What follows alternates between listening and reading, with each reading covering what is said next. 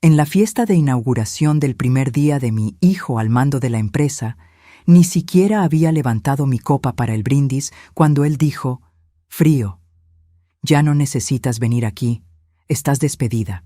Seguridad te acompañará a la salida». Con calma, dejé mi gafete sobre la mesa y respondí: «Avísale al consejo que la verdadera dueña de esta empresa llega en 30 minutos». El cristal de mi copa reflejaba las luces del salón cuando escuché esas palabras. 200 personas mirándome. Ejecutivos con los que había negociado contratos durante años. Proveedores que conocían mi nombre desde antes que Sebastián naciera. Y ahí estaba yo, en medio del salón principal de Refacciones Industriales del Bajío, la empresa que levanté con mis propias manos cuando solo era una viuda de 35 años con un bebé y deudas que me ahogaban. Sebastián tenía puesta esa corbata italiana que Valeria le había comprado. Gris perla, combinada con un traje que costaba más que el primer carro que me compré después de 10 años de trabajo. Estaba parado junto a ella, mi nuera, con su vestido color vino, y esa sonrisa que nunca llegaba a sus ojos. Una sonrisa que yo había confundido con elegancia durante 5 años de matrimonio. «Mamá», continuó mi hijo, y la palabra me sonó como vidrio rompiéndose. «Hemos decidido que es momento de que disfrutes tu retiro. Ya hiciste suficiente». Suficiente. Esa palabra flotó en el aire como humo. Suficiente fueron las noches sin dormir cuando las cuentas no cerraban. Suficiente fueron los 20 años levantándome a las 5 de la mañana para abrir el taller antes que cualquier empleado. Suficiente fue rechazar 3 propuestas de matrimonio porque ningún hombre iba a decidir sobre lo que construí para mi hijo. Los murmullos comenzaron. Alguien tosió incómodo. El director financiero, Gustavo Rentería, desviaba la mirada hacia su plato. Él sabía. Todos sabían que algo no estaba bien, pero nadie iba a contradecir al nuevo director general en su primera noche. Valeria se acercó a Sebastián y le susurró algo al oído. Vi cómo mi hijo asentía, mecánico, como si ella manejara los hilos y él solo fuera la marioneta bien vestida. Recordé cuando tenía 8 años y me abrazaba llorando porque los niños de la escuela se burlaban de sus zapatos remendados. Le prometí que nunca le faltaría nada, y cumplí. Quizás ese fue mi error. «Seguridad», llamó Sebastián, haciendo un gesto con la mano. 2 hombres con trajes negros comenzaron a caminar hacia mí. No los conocía. Eran nuevos, contratados la semana anterior, según me enteré después. La vieja guardia jamás me habría tocado. Ellos recordaban cuando yo misma cargaba cajas de refacciones en la bodega porque no teníamos dinero para contratar más personal. Tomé mi copa y bebí un sorbo largo de vino tinto. 200 pesos la botella, según decía la etiqueta. Ridículo para una empresa que el año pasado facturó 45 millones de pesos. Pero claro, Valeria prefería ahorrar en vino y gastar en decoración francesa para su nueva oficina. Dejé la copa sobre la mesa con cuidado. Nada de drama, nada de gritos. Eso era lo que esperaban, ¿verdad? Que hiciera un escándalo. Que me pusiera histérica como las viejas, que seguramente Valeria mencionaba en sus conversaciones privadas con las esposas de los otros ejecutivos. Me quité el gafete del cuello. Amelia Torres de Mora, fundadora. Ese pedazo de plástico con mi fotografía de 3 años atrás. Aún se me veía el cabello más oscuro, menos canas, menos arrugas alrededor de los ojos. Me lo quité despacio y lo coloqué junto a mi plato intacto de salmón con alcaparras. «Sebastián», dije, y mi voz salió firme, sin temblor. «Avísale al consejo directivo que la verdadera dueña de esta empresa llegará en 30 minutos». Se hizo un silencio tan denso que pude escuchar el zumbido del aire acondicionado. Valeria dejó de sonreír. Sebastián frunció el ceño, confundido. «¿De qué hablas?», preguntó mi hijo. «En 30 minutos lo sabrás». Tomé mi bolso de piel, ese que me regalé cuando cumplimos el primer millón en ventas. Mientras tanto, disfruten su fiesta. Caminé hacia la salida con la cabeza en alto. Los tacones resonaban contra el mármol importado que Valeria había insistido en instalar el mes pasado. 3 millones de pesos en pisos cuando teníamos equipos en la planta que necesitaban mantenimiento. Pero ella siempre tuvo prioridades diferentes. Nadie me detuvo. Los guardias de seguridad se quedaron inmóviles, sin saber qué hacer.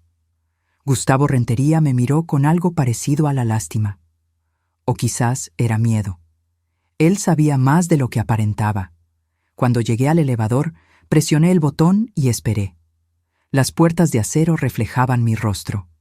67 años. Arrugas que contaban historias de sol en la piel mientras supervisaba entregas.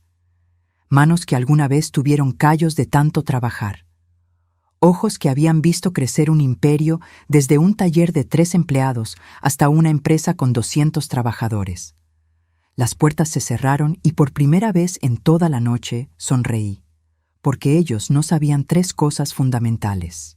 Primero, nunca firmé la transferencia real de la patente del sistema de inventario automatizado que desarrollamos hace 5 años, ese sistema que representa el 60% del valor comercial de la empresa. Segundo, tenía copias de todos los documentos fraudulentos que Valeria me hizo firmar bajo engaños. Y tercero, afuera del edificio me esperaba la licenciada Fernanda Aguirre, la abogada corporativa más temida de Guadalajara, con 2 carpetas llenas de evidencia y una orden judicial que iba a cambiar todo. El elevador descendía piso por piso y con cada nivel que bajaba sentía cómo recuperaba algo que había perdido en esos últimos 3 años. Dignidad, fuerza, claridad. 30 minutos. Eso era todo lo que necesitaba para demostrarles quién realmente construyó ese imperio. Y cuando las puertas del elevador se abrieron en la planta baja, el aire fresco de la noche me golpeó la cara como una promesa de justicia. Si quieres saber cómo una madre traicionada recuperó lo que era suyo por derecho, suscríbete al canal, porque esta historia apenas comienza. 30 años atrás, yo no era la mujer que acababan de humillar en ese salón de luces brillantes y pisos de mármol. Era Amelia Torres, una viuda de 35 años, con un bebé de 8 meses que no dejaba de llorar, y un taller mecánico heredado que se caía a pedazos. Cuando Roberto murió en ese accidente en la carretera a Morelia, llevando refacciones a un cliente que nunca pagó, me dejó 3 cosas: un hijo, un taller con deudas de 180,000 pesos y un reloj de bolsillo de plata con una inscripción que leía: tiempo de sembrar, tiempo de cosechar. Ese reloj era lo único de valor que teníamos, pero jamás lo vendí. Lo guardaba en mi bolso como un recordatorio de que todo tiene su momento. El taller estaba en la colonia Ferrocarril, en un edificio de ladrillo que olía a aceite quemado y metal oxidado. 3 empleados, don Jacinto, que tenía 60 años, y manos que temblaban por la artritis. Mario, un muchacho de 22 que sabía más de motores que cualquier ingeniero. Y Refugio, que llevaba las cuentas en un cuaderno de pasta dura porque no teníamos dinero para una computadora. Los acreedores llamaban cada 2 días. El banco amenazaba con quedarse con el terreno. Los proveedores ya no nos fiaban ni un tornillo. Y yo tenía un bebé que alimentar con leche de fórmula que costaba 200 pesos la lata. Las madrugadas empezaban a las 4. Preparaba tamales de rajas con queso en la cocina de la casa que rentaba, una vivienda de 2 cuartos en la misma colonia. Para las 5:30 ya estaba en la esquina de la avenida Lázaro Cárdenas vendiendo a los trabajadores que iban a la fábrica textil. 150 pesos diarios, a veces 200, si tenía suerte. A las 8 dejaba a Sebastián con mi vecina, la señora Pacheco, que me cobraba 300 pesos a la semana. Dinero que salía directamente de los tamales, porque el taller apenas generaba para pagar los sueldos. Llegaba al negocio con olor a masa en las manos y grasa en el delantal. Don Jacinto nunca me miraba con lástima. Solo me preguntaba: ¿qué hacemos hoy, patrona? Y yo revisaba las pocas órdenes de trabajo que teníamos, intentando estirar cada peso como si fuera chicle. Los primeros 6 meses fueron pura supervivencia. Aprendí a negociar con los acreedores. Denme 3 meses más y les pago con intereses. La mayoría aceptaba porque sabían que si nos cerraban, no recuperarían nada. Aprendí a buscar refacciones usadas en los deshuesaderos de la ciudad. Aprendí a sonreír aunque tuviera ganas de llorar. El punto de quiebre llegó una tarde de julio. Un hombre llegó en una camioneta Ford, con el motor haciendo un ruido que sonaba a muerte inminente. Era dueño de una flotilla de transporte de carga. Necesitaba el trabajo urgente. «Si me lo tienen listo en 2 días, les pago el doble», dijo. Don Jacinto me miró. Mario me miró. Refugio cerró su cuaderno y también me miró. Todos sabíamos que era imposible. No teníamos las refacciones, no teníamos el tiempo, pero sí teníamos la necesidad. «Lo tendrá en 2 días», respondí. Trabajamos 48 horas casi sin parar. Yo llamé a cada proveedor que conocía hasta encontrar las piezas. Empeñé mi anillo de bodas para pagar por adelantado. Mario durmió 3 horas en el piso del taller. Don Jacinto se inyectó medicamento para el dolor en las articulaciones y siguió trabajando. Y yo, entre llamada y llamada, amamantaba a Sebastián en la oficina, que era más un closet con escritorio. Entregamos a tiempo. El hombre pagó 12,000 pesos. Cash. Billetes arrugados que conté 3 veces porque no podía creer que fueran reales. «Si siempre trabajan así», dijo antes de irse, «les mando toda mi flotilla». Cumplió. En 3 meses teníamos 5 camionetas más en reparación. En 6 meses contratamos a 2 mecánicos más. En 1 año habíamos pagado la mitad de las deudas y Sebastián ya caminaba entre las herramientas como si el taller fuera su parque de juegos. Pero el verdadero cambio llegó cuando vi la oportunidad que nadie más vio. Los talleres solo reparaban. Yo decidí que también íbamos a vender refacciones. Empecé pequeño, con un catálogo prestado y un teléfono que sonaba cada vez más. Compraba al mayoreo en la Ciudad de México y revendía en Guadalajara con un margen del 30%. En 5 años, el taller se había convertido en Refacciones Industriales del Bajío. Ya no solo reparábamos, distribuíamos piezas a 50 talleres en 3 estados. Teníamos 20 empleados, una bodega, 2 camionetas de reparto y una oficina donde Sebastián hacía la tarea mientras yo cerraba contratos. Nunca dejé de hacer tamales. Los vendía los domingos en el tianguis porque me recordaba de dónde venía. Porque cada peso contaba. Porque el respeto no se compra con dinero fácil, se gana con trabajo que te rompe la espalda, pero no el espíritu. Cuando Sebastián cumplió 10 años, la empresa facturaba 5 millones al año. Cuando cumplió 15, éramos 20 millones. Cuando entró a la universidad a estudiar administración, ya éramos la distribuidora más grande de la región. Y yo seguía siendo la misma mujer que se levantaba temprano, que revisaba cada factura, que conocía el nombre de cada empleado y el cumpleaños de sus hijos.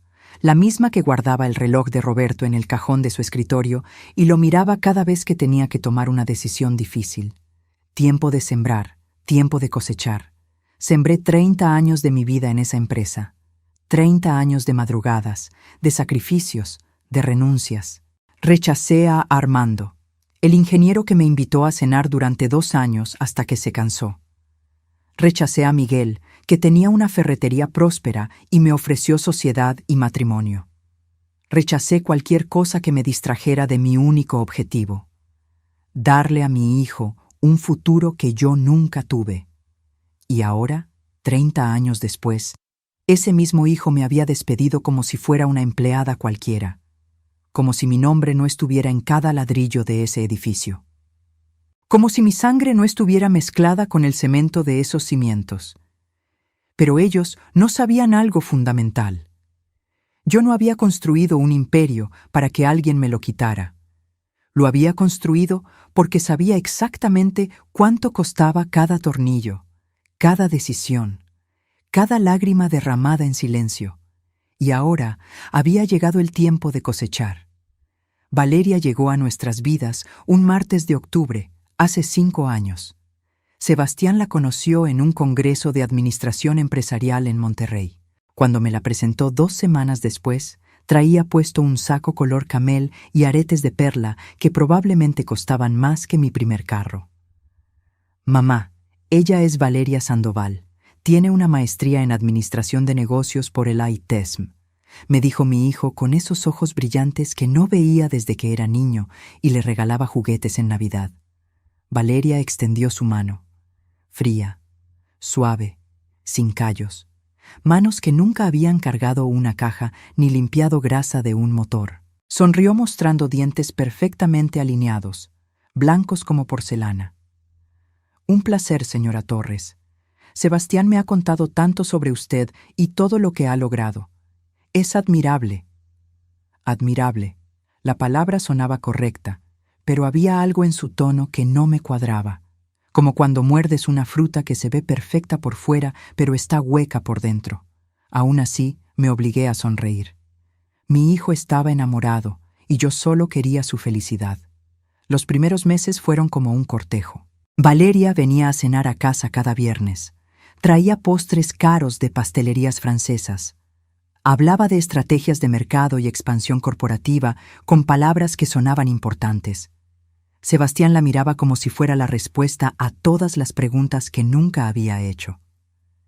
«Mamá, Valeria dice que deberíamos modernizar el sistema de inventario», me comentó una noche mientras lavábamos los platos. «Que podríamos triplicar la eficiencia».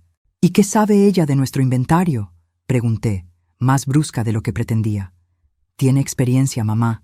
Trabajó en una consultoría de procesos empresariales». Experiencia.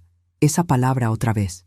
Como si mis 30 años levantando la empresa desde cero no fueran experiencia suficiente.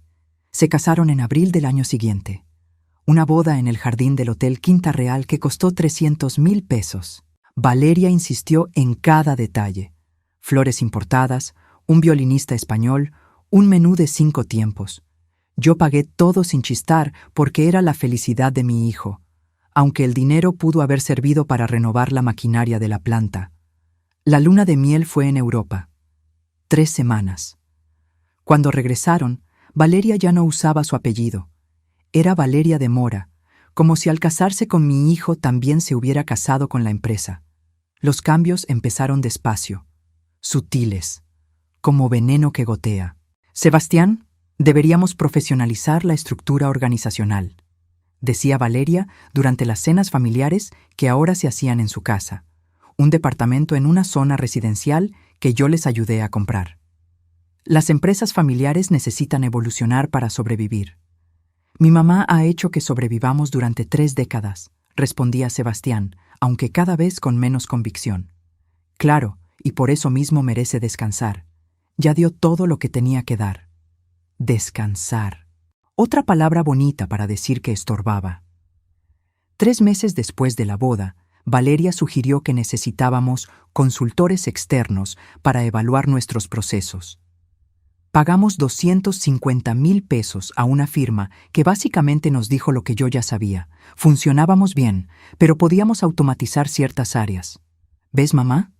Valeria tenía razón, me dijo Sebastián cuando presentaron el informe. 6 meses después, Valeria convenció a Sebastián de que ella debía tener una oficina en la empresa. «Para apoyarte, amor, yo puedo encargarse de la parte administrativa mientras tú te enfocas en las ventas». Le di mi visto bueno, porque pensé que entre más ayuda tuviera mi hijo, mejor. No vi la trampa. No vi que estaba dejando entrar al caballo de Troya. Valeria rediseñó todo. Cambió los muebles de la recepción. Contrató una nueva asistente, una muchacha de 25 años llamada Denise, que solo respondía órdenes de ella. Implementó reuniones semanales de estrategia corporativa, donde yo empecé a sentirme como una reliquia del pasado. «Señora Torres, entiendo su punto, pero los modelos modernos de gestión sugieren…», comenzaba Valeria cada vez que yo opinaba algo. Y Sebastián asentía. Siempre asentía. El golpe real llegó cuando me pidieron que firmara unos documentos. Valeria los trajo una tarde con su sonrisa perfecta y una explicación que sonaba razonable. «Son solo ajustes para la estructura fiscal, suegra. El contador dice que así pagaremos menos impuestos. Es rutinario». Rutinario. Firmé 10 páginas sin leer la letra pequeña porque confiaba en mi hijo. Porque jamás imaginé que la mujer que dormía junto a él estaba tejiendo una red para atraparme. Un año después, mi oficina fue remodelada sin que me lo consultaran. Cuando llegué un lunes, encontré que la habían reducido a la mitad. Mis archivos, los que contenían 30 años de historia, habían sido digitalizados y enviados a almacenamiento externo. «Es más eficiente, mamá», explicó Sebastián. Valeria coordinó todo el proceso. Por supuesto que lo hizo. Mi asistente, Refugio, la misma que había estado conmigo desde los días del taller, fue despedida 2 meses después. «Necesitamos personal más joven, más adaptado a las nuevas tecnologías», dijo Valeria durante una reunión del consejo donde yo ya casi ni participaba. «Refugio conoce esta empresa mejor que nadie», protesté. «Exactamente, conoce la empresa del pasado. Nosotros estamos construyendo la empresa del futuro». Sebastián no dijo nada. Solo miraba a su esposa con esa admiración ciega que me partía el corazón. Las reuniones importantes comenzaron a programarse cuando yo, casualmente, tenía citas con proveedores fuera de la ciudad. Las decisiones se tomaban sin consultarme. Los reportes financieros llegaban a mi escritorio 3 días después de que ya se habían discutido con el consejo. Me estaban borrando. Lento, sistemático, como si pasaran un borrador sobre mi nombre hasta que solo quedara una mancha borrosa. Y lo peor no era Valeria. Lo peor era ver a mi hijo transformarse en alguien que no reconocía. El niño que lloraba en mis brazos cuando le dolía el estómago, ahora evitaba mi mirada en las juntas. El joven que me pedía consejo para cada decisión, ahora asentía a cada palabra de su esposa como si fuera evangelio. Una noche, los vi en el estacionamiento de la empresa. No sabían que yo seguía en mi oficina. Valeria le acariciaba la mejilla a Sebastián mientras le decía algo al oído. Él sonreía, y en ese momento lo supe. Ya no era su madre quien tenía su oído. Era ella. Y ella tenía planes que yo apenas estaba comenzando a comprender. El día que caí en la trampa estaba lloviendo. Recuerdo el sonido del agua golpeando contra las ventanas de la sala de juntas mientras Valeria desplegaba los documentos sobre la mesa de caoba como si fueran cartas de póker. «Suegra, necesitamos hablar de algo importante», comenzó, acomodándose un mechón de cabello detrás de la oreja. Sebastián estaba a su lado, serio, con esa corbata azul marino que le regalé en su último cumpleaños. «¿Qué pasa?», pregunté, dejando mi taza de café sobre el posavasos. «Hemos estado consultando con asesores fiscales», intervino mi hijo. «Mamá, estamos pagando impuestos innecesarios, miles de pesos que podríamos ahorrar si reestructuramos la empresa». Valeria asintió, empujando una carpeta hacia mí. «Es un proceso estándar en empresas de nuestro tamaño. Básicamente, creamos un fideicomiso que protege el patrimonio y optimiza la carga tributaria». Abrí la carpeta. Páginas y páginas llenas de términos legales que sonaban como trabalenguas. Cláusulas, anexos, firmas de abogados que no conocía. «¿Y esto qué significa exactamente?», pregunté, señalando una sección que hablaba sobre transferencia de participaciones accionarias. «Es técnico», respondió Valeria con esa sonrisa que ya me resultaba insoportable. «Básicamente, usted mantiene su posición como fundadora, pero las acciones se administran a través del fideicomiso. Más eficiente, más seguro. Protegemos el patrimonio familiar de cualquier eventualidad». «¿Qué eventualidad?». «Demandas, problemas legales, cualquier cosa. Usted ya tiene 64 años, suegra. Es pensar en el futuro». 64 años. Lo dijo como si fuera una sentencia de muerte, como si a esa edad ya no tuviera derecho a opinar sobre lo que construí. «Mamá». Sebastián se inclinó hacia adelante, tomando mi mano. Sus ojos, los mismos ojos cafés de Roberto, me miraban con algo parecido a la súplica. «Confía en nosotros. Solo queremos proteger lo que has construido, lo que es nuestro. Nuestro, no tuyo, nuestro». Firmé la primera página, luego la segunda. Valeria iba señalando con su uña perfectamente pintada de rojo cereza dónde debía poner mi nombre. «Aquí, suegra, y aquí. Una más en esta parte». «¿No debería leerlo con más calma?», pregunté en algún momento, sintiendo un peso extraño en el pecho. «Por supuesto, si quiere, pero el contador dice que necesitamos presentarlo antes del viernes para que aplique en este ejercicio fiscal. Si no, perdemos el ahorro de este año. Sebastián apretó mi mano. Mamá, te prometo que todo está bien. Valeria revisó todo con 3 abogados diferentes. 3 abogados que yo nunca había visto. 3 abogados que probablemente cobraron una fortuna por diseñar esta jaula perfecta. Firmé todo. 23 páginas. Cada firma era como entregar un pedazo de mí misma sin darme cuenta. 2 semanas después, llegó otro paquete de documentos. Poderes especiales para agilizar la toma de decisiones, explicó Valeria durante un desayuno en la oficina. Usted viaja mucho visitando proveedores. Necesitamos que Sebastián pueda firmar contratos sin esperar a que regrese. Tenía sentido, o al menos así me lo pareció. En los últimos meses había estado viajando más a León, a Querétaro, a la Ciudad de México, cerrando acuerdos con nuevos distribuidores. Cada vez que volvía, había alguna decisión que se había retrasado esperando mi firma. ¿Qué tipo de contratos?, pregunté. Operativos, compras, ventas, nada mayor. Las decisiones estratégicas siguen requiriendo su aprobación. Firmé los poderes, amplios, generosos, letales. El tercer golpe fue el más sutil. Llegó envuelto en preocupación y cariño falso. Suegra, hemos notado que últimamente está más cansada, dijo Valeria una tarde, sentadas en su oficina que ahora era 3 veces más grande que la mía. Es normal a su edad, por eso pensamos que sería bueno que tuviéramos acceso a sus cuentas bancarias.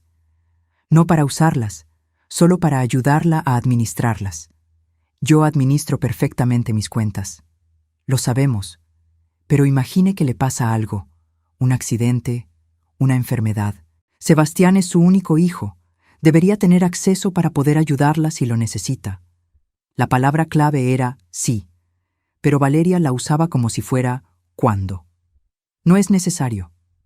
Mamá, intervino Sebastián, que había aparecido en la puerta como por arte de magia. Solo queremos cuidarte. Eres lo más importante que tengo. Me negué. Esa vez me negué. Fue la única línea que no crucé, y probablemente fue lo que me salvó después. Pero el daño ya estaba hecho. 3 años de firmas. 3 años de confía en nosotros.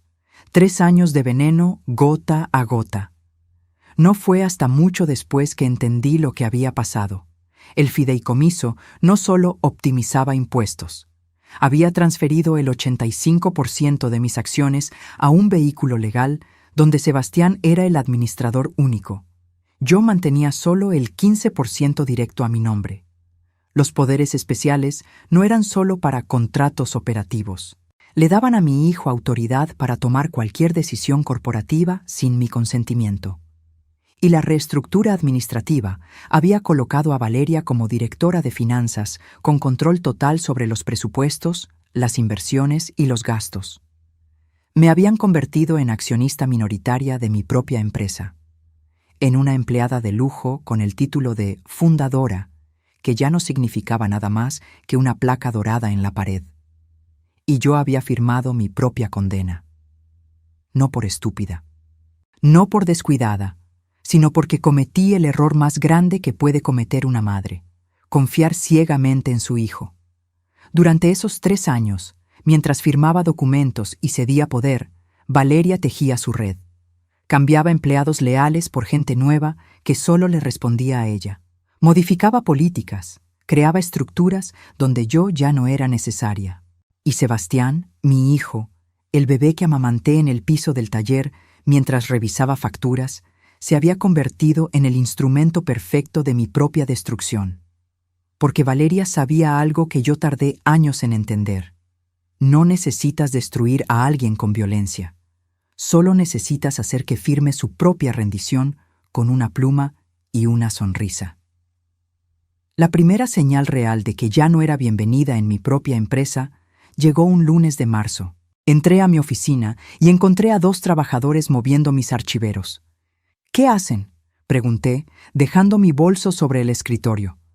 Órdenes de la directora Valeria, señora, respondió el más joven sin mirarme a los ojos. Vamos a remodelar este espacio. ¿Remodelar? Nadie me dijo nada. No sabemos los detalles, señora. Solo seguimos instrucciones. Me dirigí directo a la oficina de Valeria. Ni siquiera toqué. Abrí la puerta y la encontré revisando unos planos extendidos sobre su escritorio de cristal. Alzó la vista con esa calma que ya me resultaba amenazante. «Suegra, justo iba a hablar con usted. ¿Por qué están moviendo mis cosas?» «Es parte del plan de optimización de espacios. Su oficina es demasiado grande para el uso que le da. La vamos a dividir en dos. Una mitad seguirá siendo suya. La otra será para el nuevo gerente de operaciones». «¿Qué nuevo gerente?» ¿Sebastián no le contó?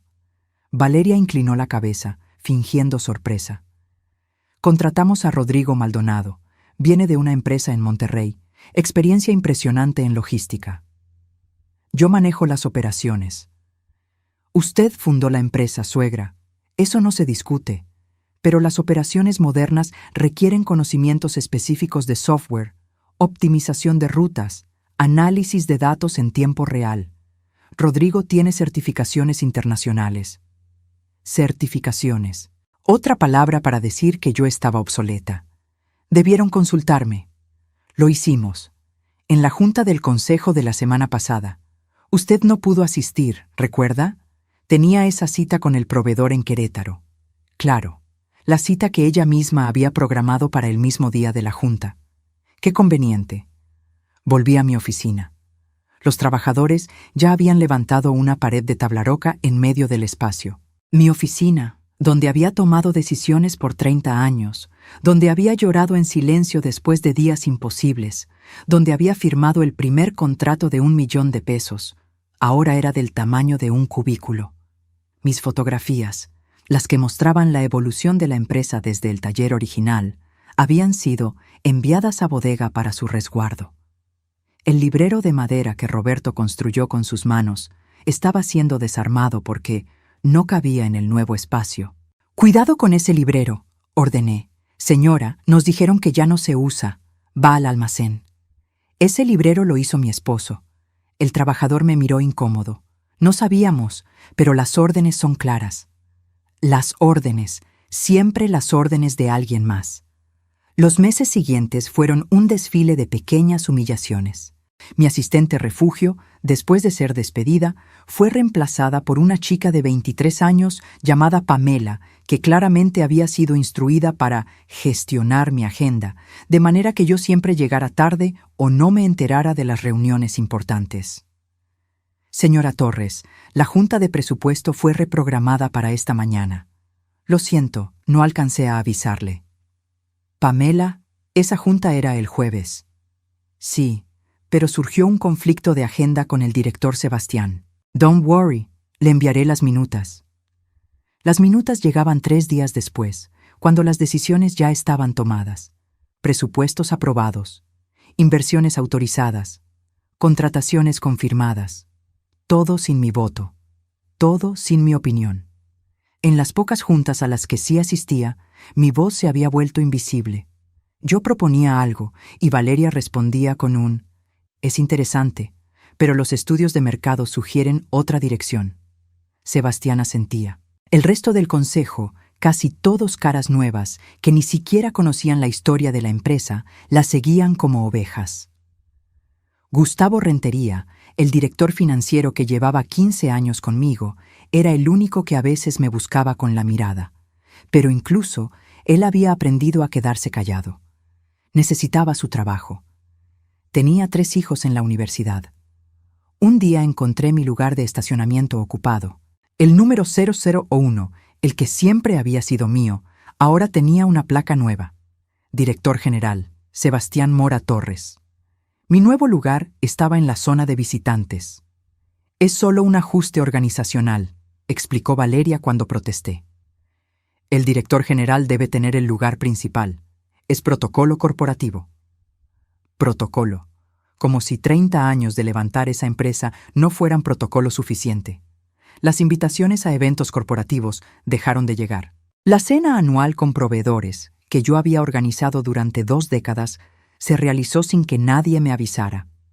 Me enteré por una fotografía en redes sociales donde Sebastián y Valeria brindaban con los clientes que yo había conseguido en el restaurante que yo había seleccionado durante años. «Mamá, Pensamos que querrías descansar, me dijo Sebastián cuando lo confronté. Ya haces demasiado. Descansar. Esa palabra otra vez. El eufemismo elegante para decir desaparecer. Mi correo electrónico corporativo comenzó a recibir menos mensajes. Luego me di cuenta de por qué. Me habían sacado de las listas de distribución importantes. Ya no me copiaban en las decisiones. Ya no me consultaban en las negociaciones. Una tarde intenté acceder al sistema financiero para revisar los reportes trimestrales. Mi contraseña no funcionaba. Pamela, mi acceso al sistema no funciona. Ah, sí. Hubo una actualización de seguridad. Ahora los accesos son por niveles. Le puedo solicitar los reportes que necesite y se los envío. Yo quiero acceso directo. Tendría que pedirlo al comité de tecnología, pero tarda como 2 semanas el trámite. 2 semanas para acceder a la información de mi propia empresa. Mientras Valeria probablemente podía ver cada número con un solo clic. El desplazamiento más doloroso fue cuando renovaron la planta de producción. Inauguraron una nueva área de almacenamiento automatizado con un evento para toda la empresa. Discursos. Corte de listón. Fotografías oficiales. Yo estaba en la segunda fila, no en el templete. Ni siquiera me mencionaron en los agradecimientos. Valeria habló sobre visión de futuro y modernización. Sebastián agradeció al equipo de trabajo, pero nadie dijo el nombre de Amelia Torres, como si los cimientos de ese edificio no estuvieran construidos con mi sudor, como si las máquinas no se hubieran comprado con ganancias que yo generé vendiendo tamales a las 5 de la mañana. Después del evento, me encontré sola en el estacionamiento. Llovía ligeramente. Vi a través de las ventanas del salón a todos celebrando. Sebastián reía con los nuevos ejecutivos. Valeria posaba para fotografías. Y yo estaba afuera, bajo la lluvia, sintiéndome como una extraña en el lugar que construí con mis manos. Saqué del bolso el reloj de Roberto. Las 8 de la noche. Tiempo de sembrar, tiempo de cosechar. Leí la inscripción una vez más. Había sembrado 30 años de mi vida, pero alguien más estaba cosechando los frutos. Y en ese momento, bajo la lluvia, tomé una decisión. No iba a llorar más, no iba a aceptar más humillaciones. Si me querían fuera, iban a tener que sacarme con la verdad por delante, porque yo no era una empleada que se podía despedir con una carta. Yo era la dueña, y era hora de recordarles quién construyó ese imperio que ahora querían robarme. El descubrimiento llegó por accidente. Como todas las verdades que cambian una vida, no la estaba buscando. Simplemente apareció frente a mí como una bofetada. Era un jueves por la tarde. 2 meses antes de aquella fiesta de inauguración que lo cambiaría todo. Pamela había salido temprano, algo sobre una cita médica que yo no tenía por qué cuestionar. Necesitaba imprimir un contrato que un proveedor me había enviado por correo. La impresora de mi oficina diminuta se había descompuesto la semana anterior y aún no la reparaban. Así que caminé hacia la oficina de Sebastián. Él estaba en una reunión fuera de la empresa. La puerta estaba abierta. Me senté frente a su computadora. Todavía tenía su sesión abierta. Busqué mi correo en el navegador y encontré el documento. Lo mandé a imprimir. Mientras esperaba que saliera, la pantalla mostró una notificación. Un correo nuevo en la bandeja de entrada de Sebastián. No iba a leerlo. No era mi intención. Pero el asunto me detuvo en seco. Borrador final. Estrategia de transición AT. AT Amelia Torres. Mis iniciales. El cursor parpadeaba sobre el mensaje. Mi mano temblaba sobre el mouse. No debía abrirlo. Era la correspondencia de mi hijo. Pero algo en mi estómago me decía que necesitaba ver qué había dentro. Hice clic. El correo era de un tal licenciado Héctor Briceño, del despacho legal Briceño & Asociados. Nunca había oído ese nombre. El mensaje era breve pero letal. Estimado Sebastián, adjunto el documento final de la estrategia de transición para la señora Amelia Torres. Como discutimos, el enfoque debe ser gradual pero firme. Los puntos clave: 1. Anuncio de retiro voluntario durante evento corporativo. 2. Pensión mensual de 25,000 pesos como reconocimiento a su trayectoria. 3. Remoción inmediata de accesos administrativos. 4. Comunicado de prensa posicionándola como fundadora honoraria en retiro merecido. El timing es crucial. Aprovechar el impulso de su nombramiento como director general para proyectar imagen de renovación generacional. Cualquier duda, quedo atento. 25,000 pesos mensuales. Una pensión que apenas cubriría la renta de un departamento modesto. La empresa facturaba 45 millones al año y me ofrecían 25,000 pesos mensuales como si fuera una limosna. Abrí el documento adjunto. 12 páginas de estrategia detallada. Fechas. Tácticas de comunicación. Hasta tenían un discurso preescrito para que Sebastián lo leyera el día de mi retiro voluntario. Mi madre, Amelia Torres, ha sido el corazón de esta empresa durante 3 décadas. Hoy, con profundo amor y agradecimiento, respetamos su decisión de dar un paso al costado para disfrutar el descanso que merece. Descanso. Retiro voluntario. Palabras bonitas para ocultar un despojo. Pero lo que realmente me destrozó fue la última sección del documento. Una nota interna, probablemente escrita por Valeria, que decía: justificación estratégica. AT representa el modelo de gestión antiguo. Su resistencia al cambio y apego emocional a procesos obsoletos dificulta la modernización necesaria. Si bien su contribución histórica es innegable, su presencia actual es un lastre para el crecimiento. La transición debe ejecutarse con delicadeza, pero sin ambigüedad. No puede haber marcha atrás. Lastre. Me llamaron lastre. Yo, que levanté esa empresa desde un taller con 3 empleados. Yo, que vendí tamales durante años para pagar las deudas que Roberto dejó. Yo, que rechacé ofertas de matrimonio y vida personal porque mi único objetivo era darle un futuro a mi hijo. Lastre. Las lágrimas llegaron sin pedir permiso. Caían sobre el teclado mientras seguía leyendo. Había un cronograma. Fechas específicas. La transición estaba planeada para ejecutarse en 6 semanas. Justo después del evento de nombramiento de Sebastián como director general. Todo estaba calculado. Cada palabra, cada movimiento. Me iban a sacar en mi propia fiesta de despedida disfrazada de homenaje. Escuché pasos en el pasillo. Cerré el correo rápidamente. Tomé los papeles de la impresora y salí de la oficina justo cuando Valeria doblaba la esquina. «Suegra, ¿qué hace aquí?» «Mi impresora no sirve. Vine a usar la de Sebastián». Me miró con esos ojos grises que ahora veía por lo que realmente eran. Calculadores, fríos. Entiendo. Deberíamos comprarle una nueva. No es necesario, respondí, sosteniendo los papeles contra mi pecho. Ya tengo lo que necesitaba. Caminé de regreso a mi oficina. Cerré la puerta. Me senté en mi silla y miré alrededor. Las paredes desnudas, el espacio reducido, los archivos que ya no estaban. Todo había sido parte del plan. Cada humillación, cada desplazamiento, cada puerta que se cerraba en mi cara. No fue negligencia, fue estrategia. Saqué el reloj de Roberto del cajón, las 5 de la tarde.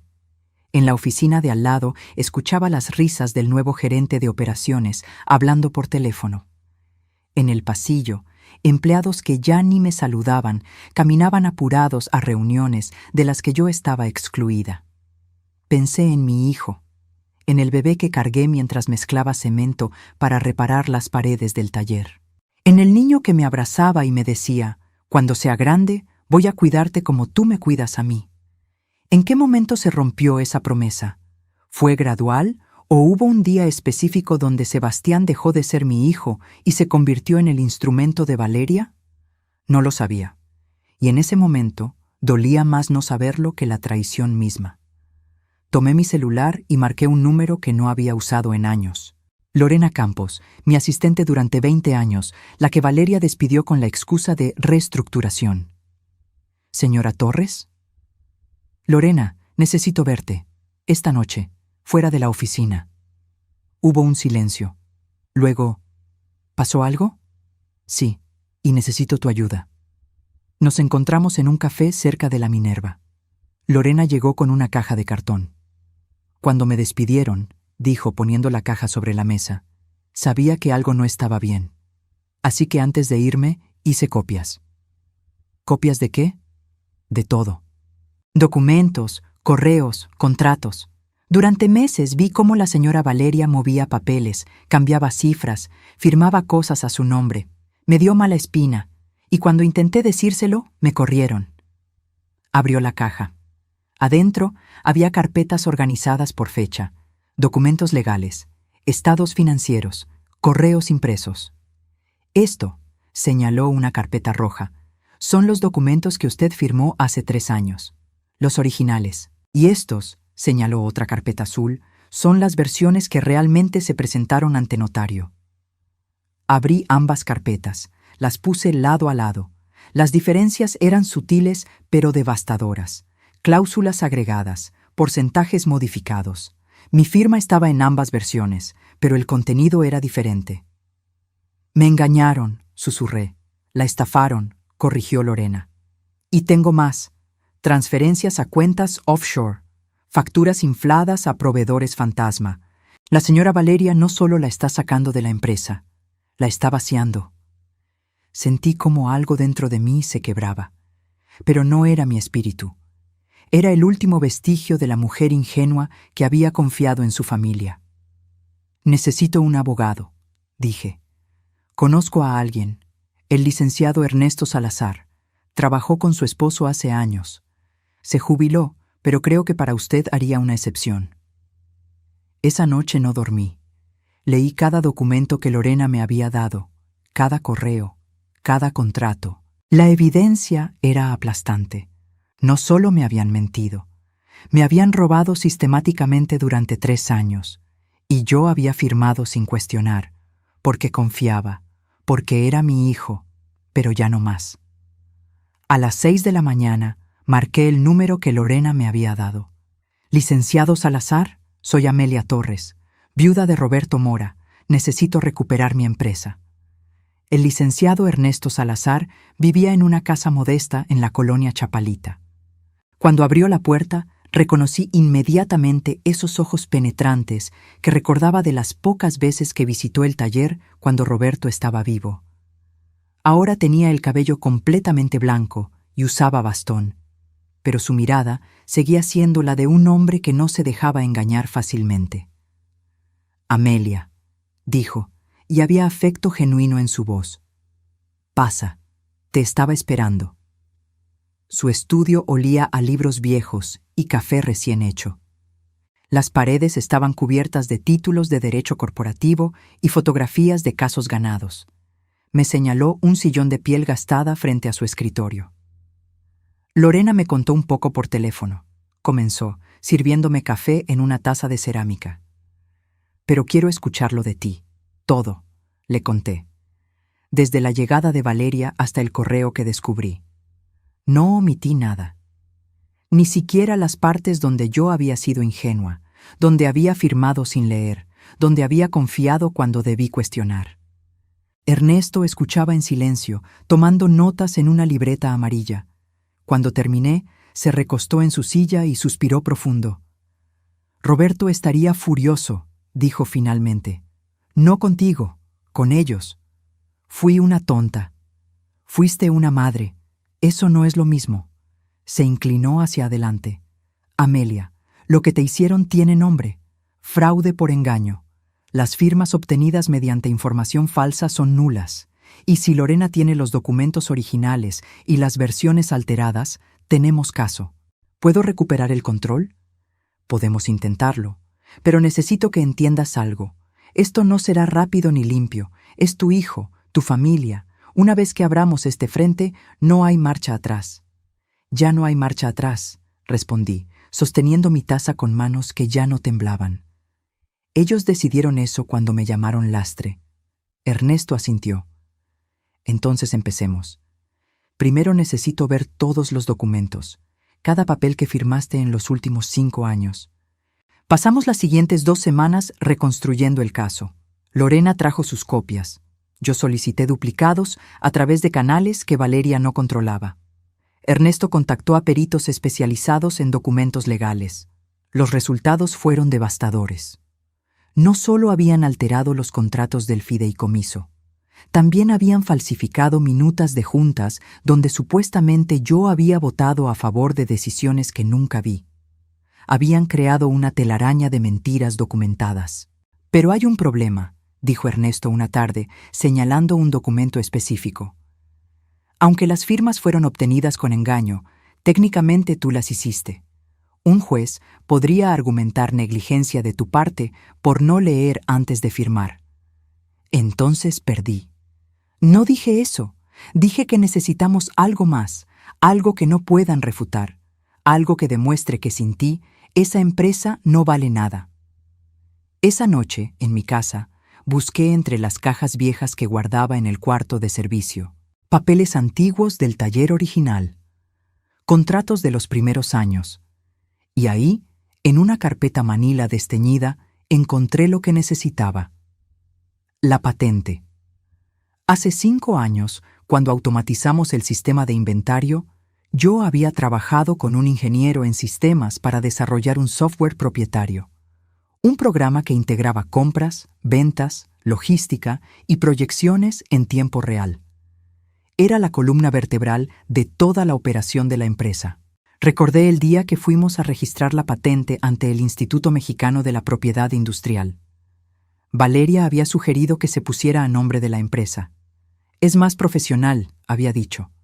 Pero yo, por alguna razón que en ese momento no entendí del todo, había insistido en registrarla a mi nombre personal. Es mi última creación, le dije a Sebastián cuando él cuestionó mi decisión. Déjame tener esto. Él había cedido. Valeria había fruncido el ceño, pero no insistió. Probablemente porque pensaban que era un capricho de vieja que no importaba. Pero importaba. Importaba más de lo que ellos imaginaban. A la mañana siguiente, llegué al despacho de Ernesto con la carpeta manila. «Mira esto», dije, extendiendo los documentos sobre su escritorio.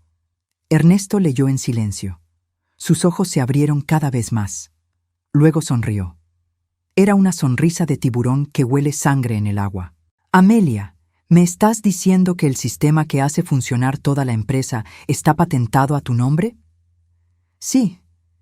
¿Y ellos no tienen acceso legal a usarlo sin tu autorización?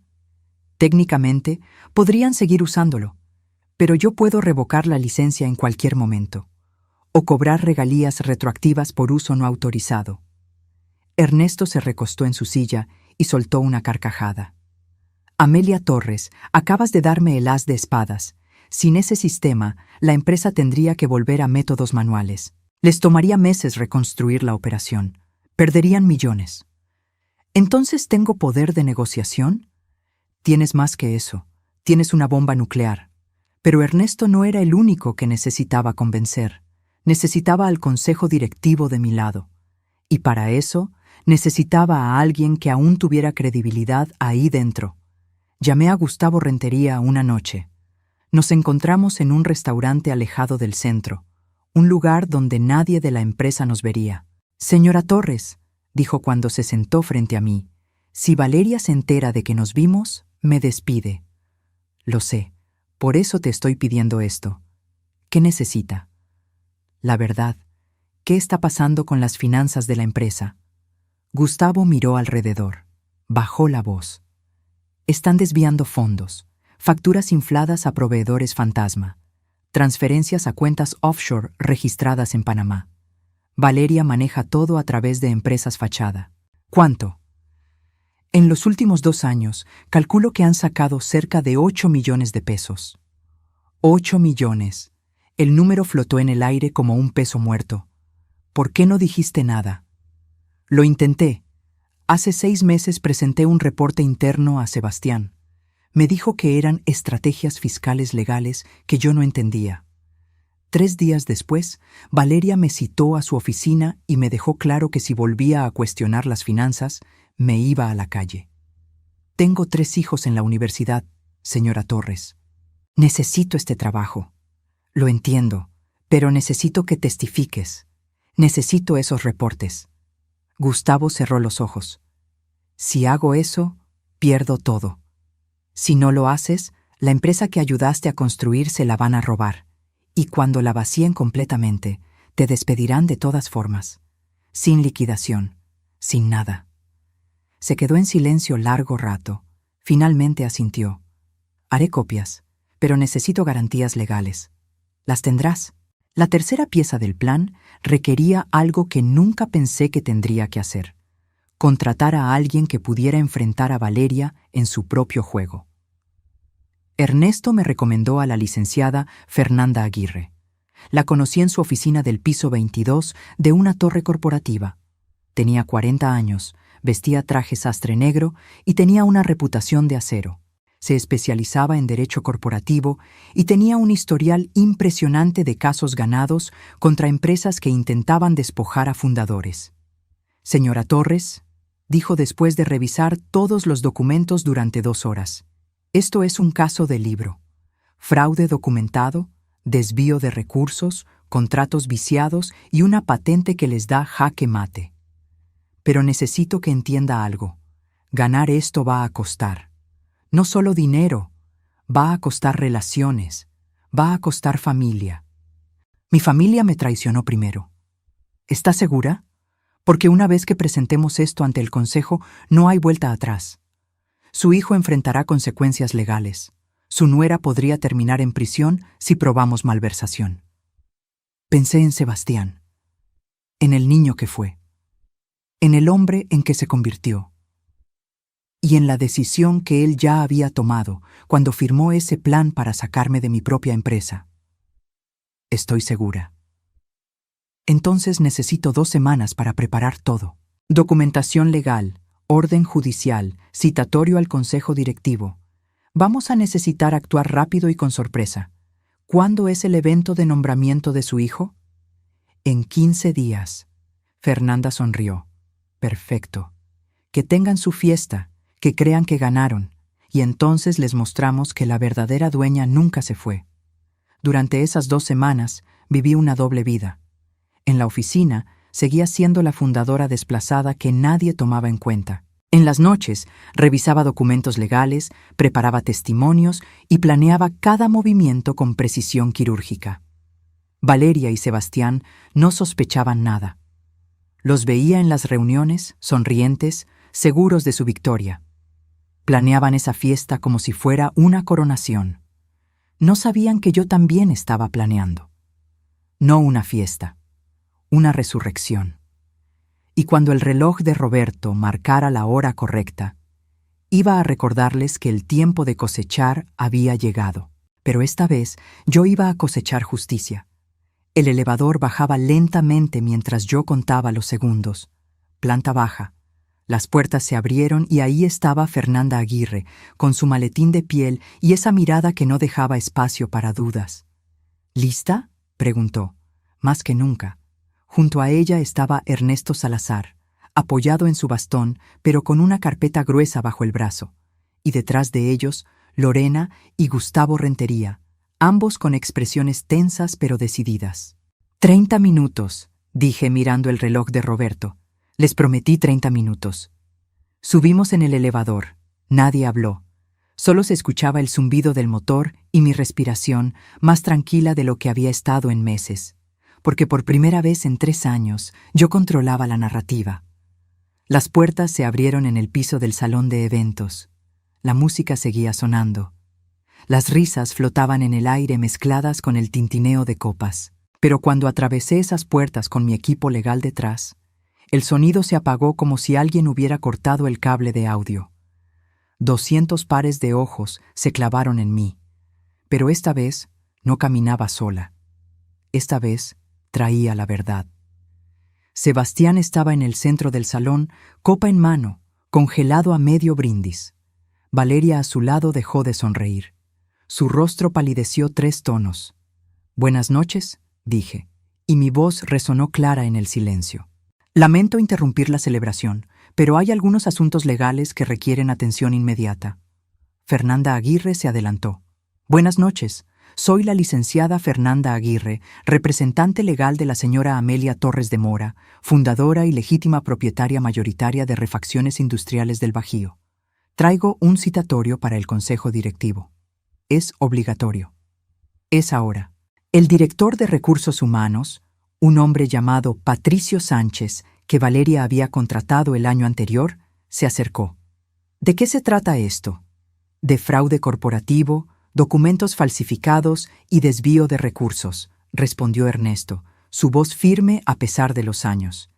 Y tenemos evidencia completa. Valeria soltó una risa nerviosa. Esto es ridículo. Sebastián, diles que se vayan. Pero mi hijo no se movió. Me miraba como si estuviera viendo un fantasma. O quizás, por primera vez en años, estaba viendo a su madre realmente. Consejo directivo, llamó Fernanda. Sala de juntas, 5 minutos. Esto no es opcional. La sala de juntas se llenó rápidamente. Los 7 miembros del consejo tomaron sus lugares. Sebastián y Valeria en un extremo de la mesa. Yo en el otro, flanqueada por mis abogados. Entre nosotros, 3 carpetas gruesas que contenían 3 años de mentiras documentadas. Fernanda abrió la primera carpeta. Empecemos con los hechos. En los últimos 3 años, se presentaron ante esta empresa documentos legales supuestamente firmados por la señora Torres. Sin embargo, tenemos evidencia de que estos documentos fueron alterados después de obtener su firma.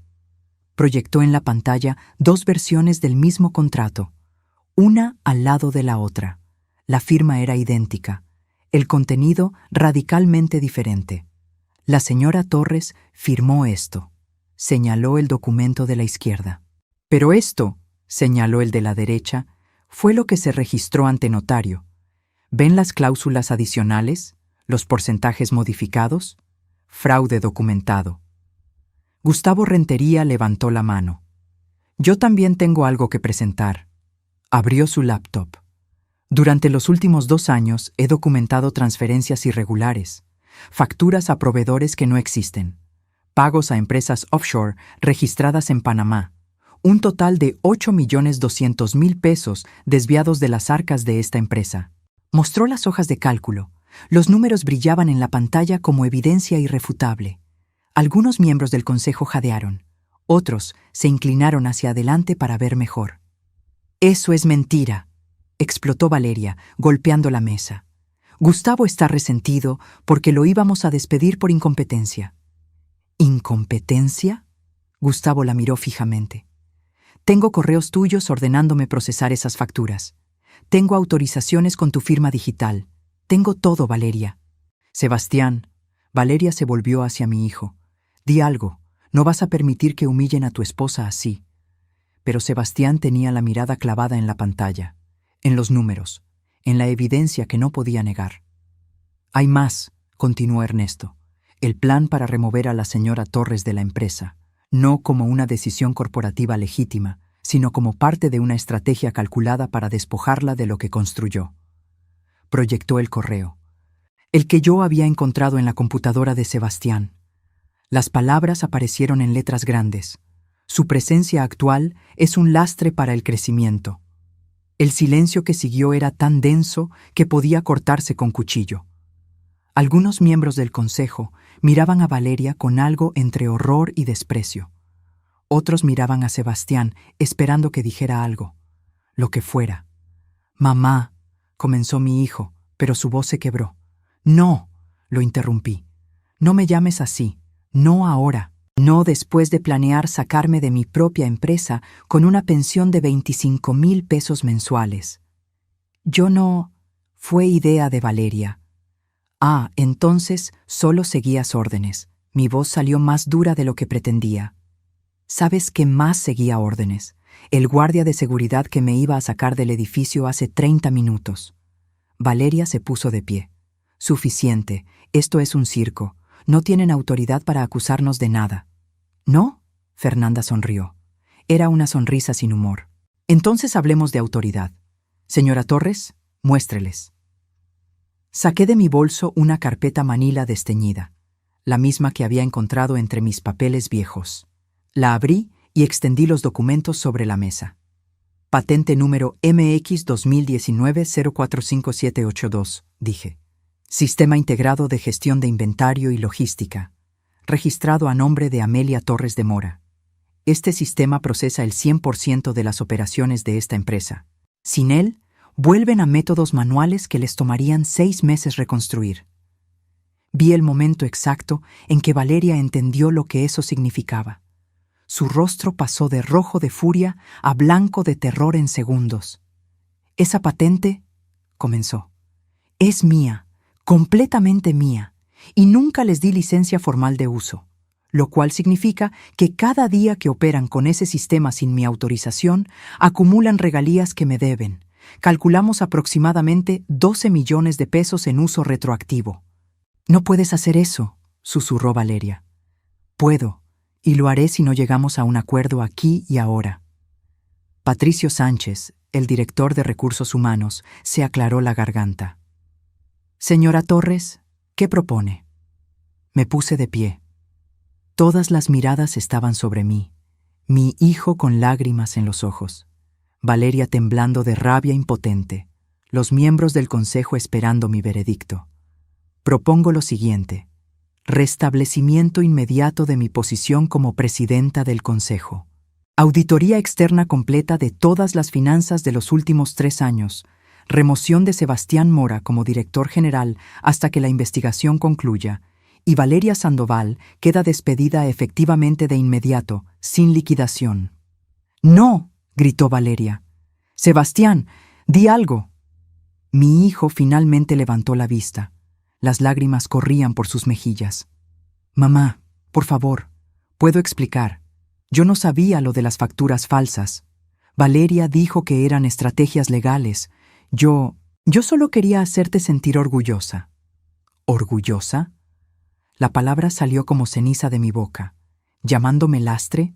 ¿Planeando sacarme de mi propia empresa como si fuera basura? Sebastián, te di todo. Todo lo que tengo, todo lo que soy, fue para ti, y me pagaste con traición.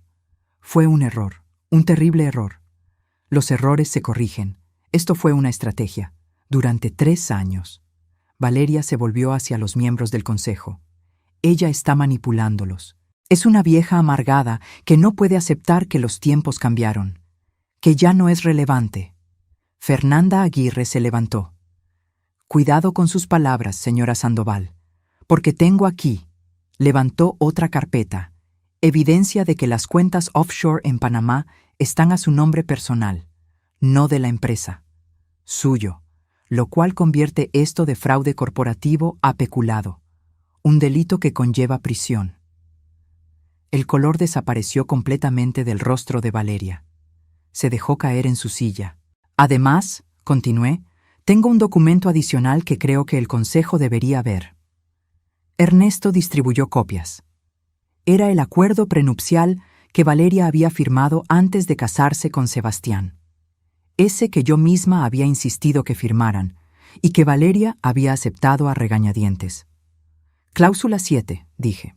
«En caso de divorcio o separación por causa de fraude o conducta delictiva comprobada de cualquiera de las partes, la parte culpable pierde todo derecho sobre bienes matrimoniales y empresariales.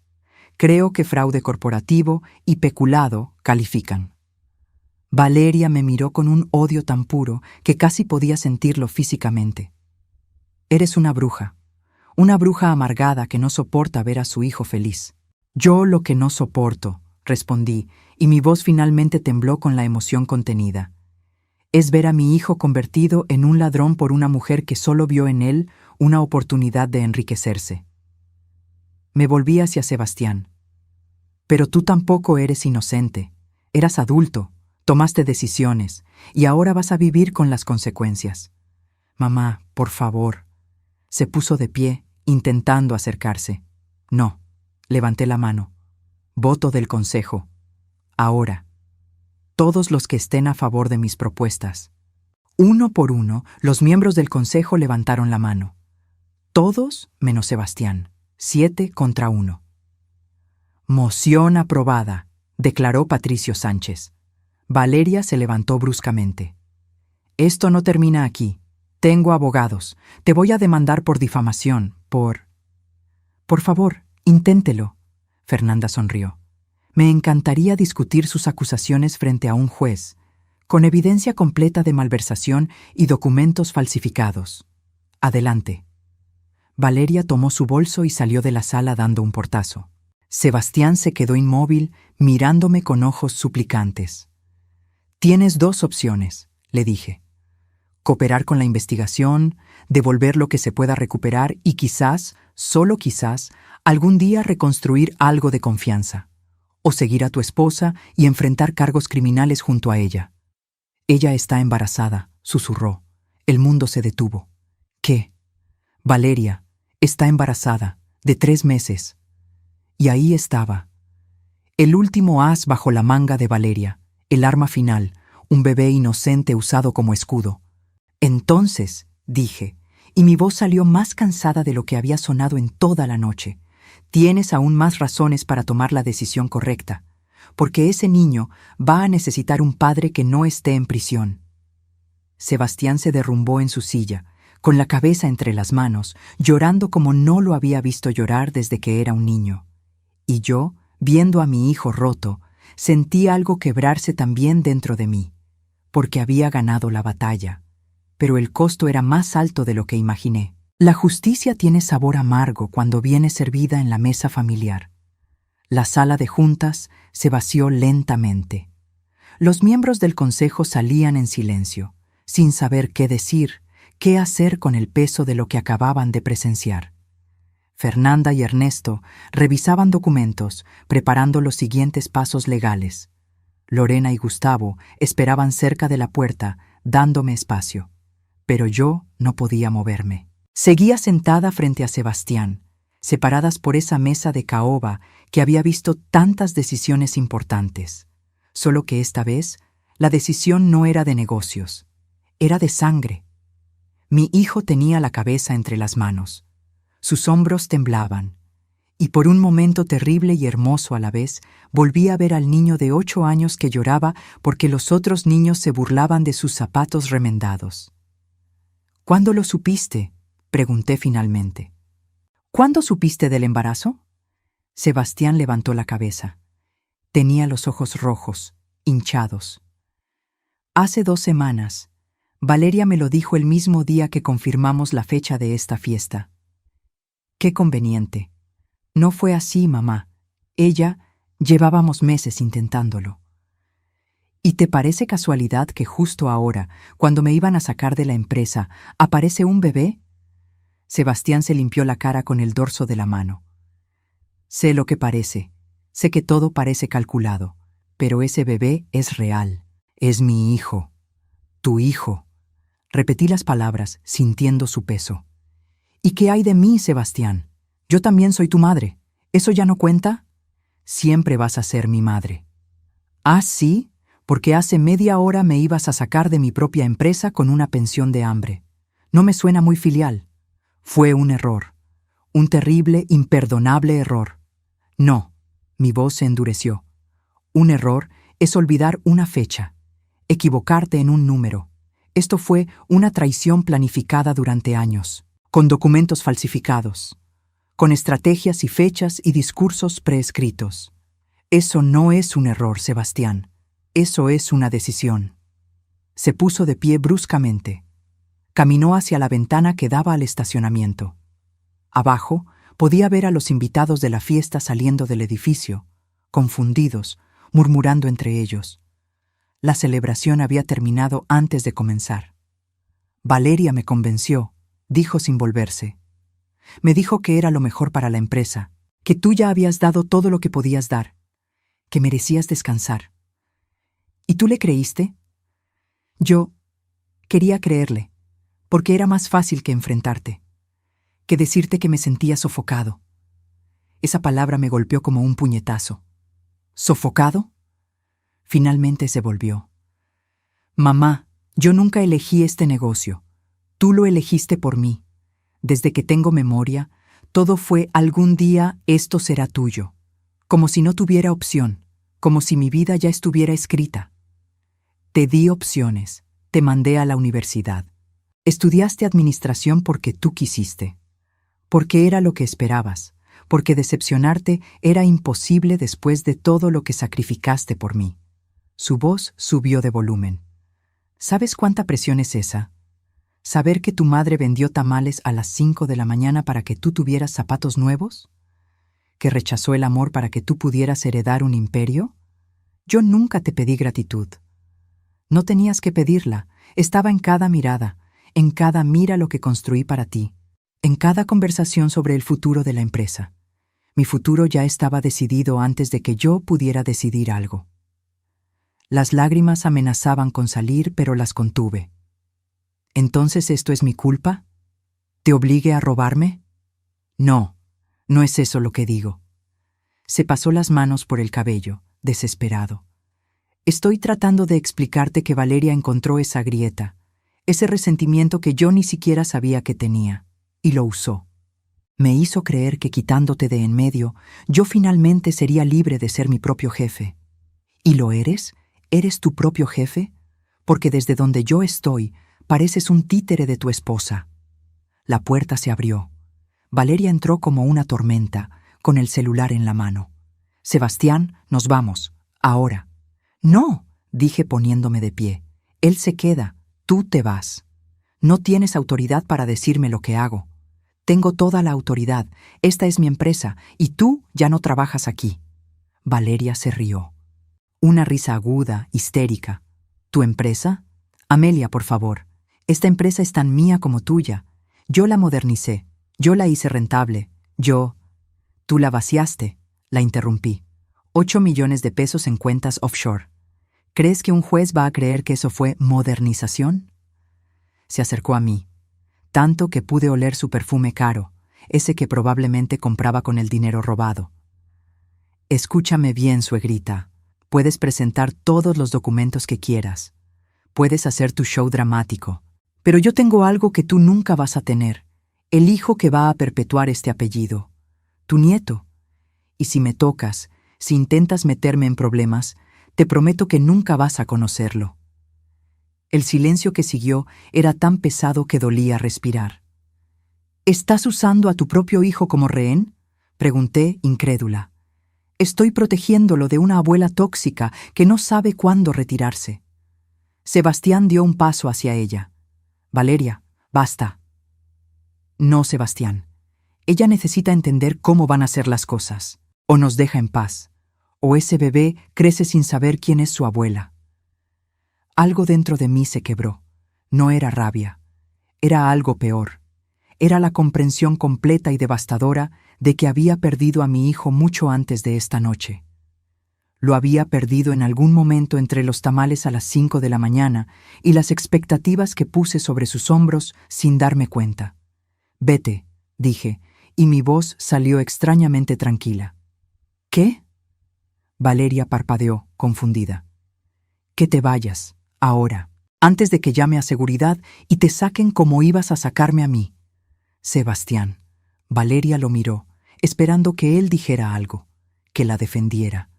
Pero mi hijo estaba inmóvil, mirándome con una expresión que no podía descifrar. ¿Era culpa? ¿Miedo? ¿O finalmente estaba viendo realmente lo que había hecho? Sebastián, repitió Valeria, su voz subiendo una octava. Nos vamos, ahora. Ve tú, dijo él finalmente. Yo necesito hablar con mi madre. ¿Qué? No, no voy a dejarte aquí para que ella te manipule. Valeria. Sebastián la miró fijamente por primera vez desde que entró. Vete, por favor. Vi el momento exacto en que ella entendió que estaba perdiendo control. Su rostro pasó por una docena de emociones en segundos. Sorpresa, furia, miedo, cálculo. Finalmente aterrizó en algo parecido al desprecio. Bien, quédense aquí llorando juntos, pero recuerden, ese bebé es mío, y yo decido quién lo conoce y quién no. Salió dando un portazo que resonó en toda la sala. Fernanda Aguirre, que había estado observando desde la puerta, entró. Señora Torres, esa amenaza sobre el bebé no tiene validez legal. Una vez que nazca, usted tiene derechos como abuela. Lo sé, respondí, aunque en ese momento no me importaba la legalidad. Solo podía pensar en un bebé inocente que iba a nacer en medio de este campo de batalla. Me senté de nuevo. Sebastián hizo lo mismo. Por un largo momento, ninguno de los dos habló. Dime la verdad, dije finalmente. Y no me mientas más. ¿Sabías sobre el dinero desviado? No, te lo juro por lo que más quiero. Yo pensaba que eran estrategias fiscales legales como Valeria decía. ¿Y el plan para sacarme de la empresa? Bajó la mirada. Ese sí lo sabía, pero mamá nos lo pintó diferente. Dijo que era darte un retiro digno, que habías trabajado suficiente, que merecías disfrutar tus últimos años sin la presión de la empresa. ¿Y la palabra lastre?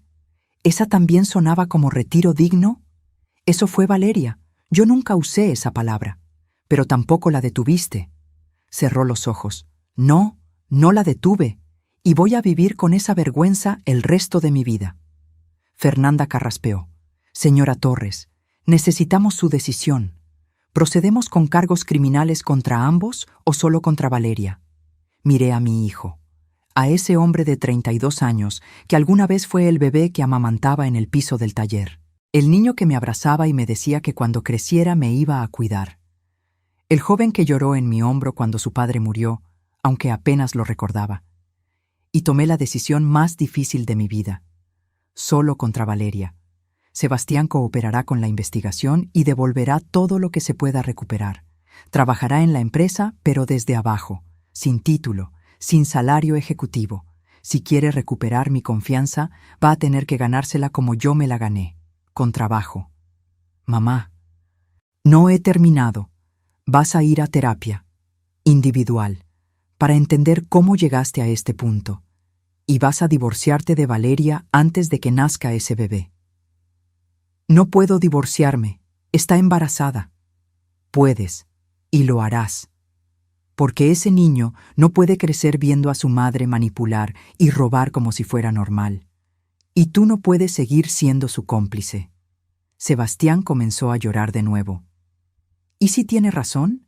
¿Y si me impide ver a mi hijo? Entonces pelearemos. Legalmente. Pero con las manos limpias, sin secretos, sin mentiras. Me levanté y caminé hacia él. Porque a pesar de todo, sigue siendo mi hijo. Y ese bebé será mi nieto. Y yo protejo lo que es mío. Lo abracé. Por primera vez en años, lo abracé como cuando era niño. Y él se aferró a mí como si fuera un náufrago a una tabla en medio del océano. Lo siento. Sollozó contra mi hombro. Lo siento tanto, mamá. Lo sé. Y vas a pasar mucho tiempo demostrándolo. Cuando finalmente nos separamos, ya había amanecido. La luz gris del alba entraba por las ventanas de la sala de juntas. Ve a casa, le dije. Descansa. Mañana empieza tu camino de regreso. Sebastián asintió y salió sin decir más. Fernanda y Ernesto se acercaron. Hizo lo correcto, dijo Ernesto. No lo sé, respondí honestamente. Pero era lo único que mi corazón me dejaba hacer. Porque al final, la justicia y el perdón no siempre van de la mano. A veces, tienes que elegir entre venganza y familia. Y yo elegí creer que mi hijo todavía podía ser salvado, aunque me costara todo. La luz del sol entraba por las ventanas de mi oficina. Mi oficina completa, restaurada, con el librero que Roberto construyó de vuelta en su lugar y las fotografías de 30 años colgadas en las paredes. Era un martes de marzo, exactamente 6 meses después de aquella noche que cambió todo. Sobre mi escritorio descansaba el reloj de bolsillo de plata. Lo tomé y leí la inscripción que conocía de memoria. Tiempo de sembrar, tiempo de cosechar. Había cosechado, pero no de la manera que imaginé. Afuera, en el piso de producción, Sebastián supervisaba un cargamento. Vestía el mismo overol azul que usaban los empleados de bodega, sin corbata italiana, sin traje de marca, solo el uniforme de trabajo que yo misma usé durante años. Cumplió su palabra. Empezó desde abajo. Llegaba a las 6 de la mañana, antes que cualquiera. Cargaba cajas. Verificaba inventarios. Aprendía cada proceso que había olvidado o nunca se molestó en conocer. Los primeros días, los empleados lo miraban con desconfianza. Don Jacinto, que seguía trabajando a sus 70 años porque se negaba a jubilarse, lo puso a prueba. Muchacho, le dijo la primera semana, esa caja va al anaquel 3, cárgala tú. Y Sebastián la cargó, sin protestar, sin recordarles que alguna vez fue director general. La auditoría externa había concluido hacía 3 meses. El daño era peor de lo que pensábamos. Valeria no solo había desviado 8 millones, eran 11.300.000 pesos distribuidos en cuentas offshore, facturas falsas y consultorias que nunca existieron. Fernanda Aguirre presentó cargos criminales. Valeria huyó a Monterrey con su familia. Intentó esconderse detrás del embarazo, jugando la carta de víctima en redes sociales. Empresaria perseguida por suegra envidiosa, tituló su post. Pero la evidencia no miente. 3 semanas después, la Fiscalía giró orden de aprehensión. La detuvieron en el aeropuerto intentando volar a Panamá. Ahora esperaba juicio bajo arresto domiciliario en casa de sus padres. El bebé nació en febrero. Un niño. Sebastián lo llamó Roberto, como su padre, como mi esposo.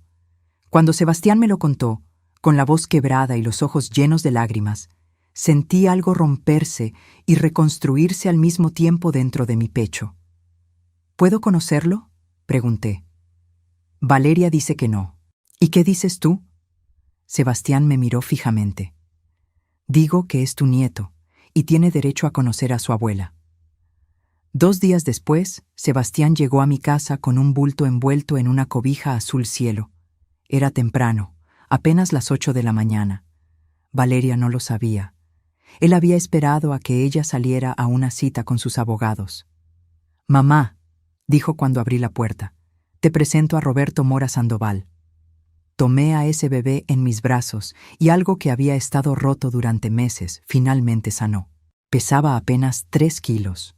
Tenía los ojos cerrados y un mechón de cabello oscuro. Se parecía tanto a Sebastián cuando nació que tuve que sentarme para no desmayarme. «Hola, pequeño Roberto», susurré. «Yo soy tu abuela y tengo tantas historias que contarte». El bebé bostezó. Sebastián se sentó a mi lado en el sofá. «Presenté los papeles de divorcio la semana pasada», dijo. «Valeria no los ha firmado. Dice que si me divorcio, nunca me dejará ver a Roberto». «¿Y tienes miedo?» «Estoy aterrado. Pero estoy más aterrado de que mi hijo crezca pensando que lo que hizo su madre está bien, o que lo que yo hice está bien». «Entonces, estás aprendiendo». Durante esos 6 meses, habíamos reconstruido más que la empresa. Habíamos reconstruido puentes. Sebastián iba a terapia 2 veces por semana. Hablábamos, realmente hablábamos.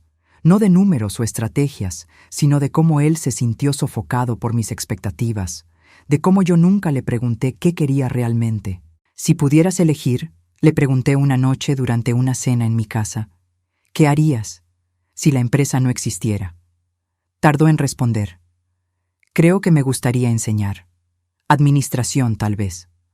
O abrir una consultoría para empresas familiares. Ayudarlas a no cometer los errores que nosotros cometimos». «¿Y por qué no lo haces?». «Porque tengo que reparar lo que rompí primero». «Puedes hacer ambas cosas. Trabajar aquí mientras construyes tu propio camino». Vio esperanza en sus ojos por primera vez en meses. El consejo directivo también cambió. Removí a 3 miembros que había puesto Valeria. En su lugar, incorporé a mujeres empresarias que conocía de asociaciones industriales. Mujeres que habían construido sus propios negocios desde cero y entendían lo que significaba pelear por cada peso. Lorena regresó, no como asistente, sino como directora de recursos humanos. Se lo merecía. Ella había guardado la evidencia que nos salvó. Gustavo Rentería fue ascendido a director de finanzas con autoridad completa. Ya no respondía a nadie más que al consejo y a mí. Y yo volví a caminar por los pasillos de mi empresa sintiendo que el aire era respirable de nuevo. Pero no todo fue reconstrucción, también hubo pérdidas. 3 clientes importantes se fueron cuando el escándalo se hizo público. «Problemas internos familiares», dijeron. Lo que realmente significaba era que no querían estar asociados con una empresa en medio de un juicio por fraude. Tuvimos que despedir a 20 empleados que Valeria había contratado y que claramente estaban involucrados en el esquema de facturas falsas. Eso dolió. Cada despido me recordaba que el daño no solo fue hacia mí, sino hacia gente inocente que necesitaba esos trabajos. Recuperamos 4 millones de pesos de las cuentas offshore. El resto, probablemente, nunca lo veríamos de vuelta. Valeria había sido más inteligente de lo que creímos, moviendo dinero a través de empresas fantasma en 3 países.